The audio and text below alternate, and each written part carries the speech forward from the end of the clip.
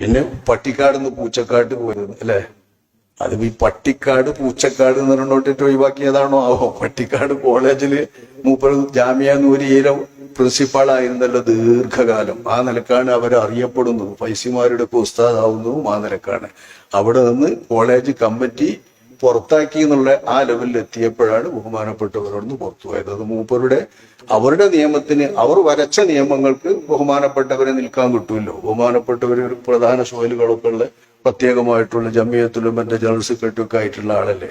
അപ്പൊ കമ്മിറ്റി വരച്ച നിയമത്തിന് നിൽക്കാൻ കഴിയാത്തത് കൊണ്ട് ബഹുമാനപ്പെട്ടവരെ പുറത്താക്കും എന്ന നിലക്കെത്തി ഒരു ചെറിയ രാഷ്ട്രീയ പ്രശ്നം അഖിലേന്ത്യാ ലീഗും മുസ്ലിം ലീഗും തമ്മിൽ പിരിഞ്ഞ ഒരു ചെറിയ പ്രശ്നം അക്കാലത്തുണ്ട്.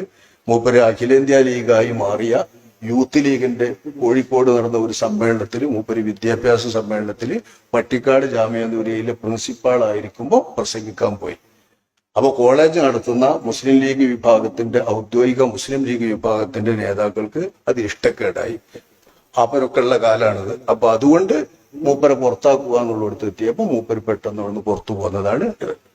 ആ പുറത്തു പോറിലാണ് മൂപ്പര് കോഴിക്കോട് മൊഹീദ്ദീൻ പള്ളിയിൽ വെച്ച് ബഹുമാനപ്പെട്ട ഷെയ്ഖുന അവറുകളുമായിട്ട് കാണണമെന്ന് ആളയച്ച് ഒന്ന് കണ്ട് സംസാരിക്കേണ്ടിയിരുന്ന ആളയച്ചപ്പോ ഞാൻ ഇങ്ങനെയും പൂനൂർ സമ്മേളനത്തിന് പോകുന്നുണ്ട്, അതിന് പോകുമ്പോൾ കോഴിക്കോട് വരും, അപ്പൊ കോഴിക്കോട് മൊയ്തീൻ പള്ളിന്റെ അവിടെ നിന്നാൽ കാണാം എന്ന് ഷെയ്ഖുന അവറുകൾ മറുപടി കൊടുത്തയച്ച് അപ്പൊ മൊയ്തീൻ പള്ളിയുടെ മുമ്പിൽ വെച്ചിട്ട് ബഹുമാനപ്പെട്ടവർ പട്ടിക്കാട് നിന്ന് പോകുന്നതും പട്ടിക്കാടുമായി ബന്ധപ്പെട്ട സംഭവമൊക്കെ പറഞ്ഞിട്ട് ഞാൻ ഈ പൂനൂർക്കുള്ള യോഗത്തിന് പോരാം, മൂപ്പരുടെ കൂടെ വരാം എന്ന് വരെ പറഞ്ഞുകൊണ്ട് ബഹുമാനപ്പെട്ട ഷെയ്ഖുന അവറുകളോട് മൂപ്പർ പ്രത്യേകമായി ആവശ്യപ്പെട്ട് ആ സമയത്ത് ഷെയ്ഖുന പറഞ്ഞത് നിങ്ങൾ സമസ്തയിൽ നിന്ന് പോരരുത്, നിങ്ങളും കൂടി പോന്നാൽ പിന്നെ അതിൽ വേറെ ആരും ഇല്ലാതെയാവും.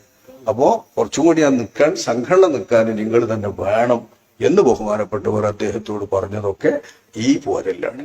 അതിന്റെ ശേഷമാണ് ദിവസം പൂച്ചക്കാട്ടേക്ക് പോയത്. അതിന് അവരൊക്കെ മറച്ചു വെച്ചാലും ഇവിടെ ചരിത്രമാണല്ലോ, അത് മറച്ചു വെക്കാനൊന്നും കഴിയില്ലോ.